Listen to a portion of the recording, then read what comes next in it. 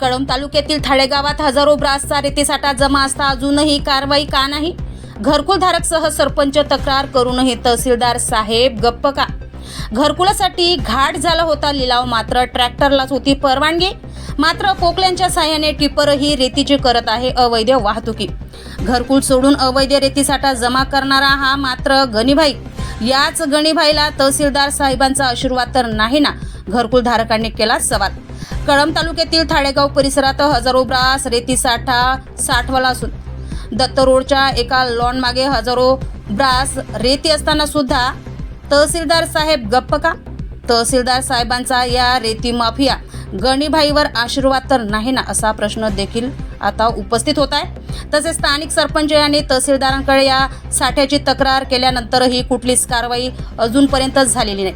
त्यामुळे स्थानिक यंत्रणेवर प्रश्नचिन्ह उपस्थित होत आहे. कळंब तालुक्यात शासनाने घरकुलसाठी घाट लिलाव करून रेती उपलब्ध केली आहे, मात्र त्यातली हजारो ब्रास रेती व्यावसायिकांच्या घशात घातल्या गेली.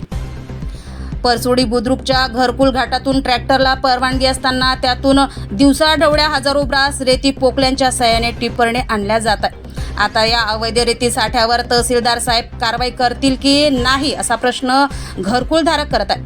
बघत रहा पुढील भागात सविस्तर माहिती काही वेळातच. मुख्य संपादक सूरज एल ठाकूर, गांधीगिरी न्यूज 24, यवतमाळ, कळंब.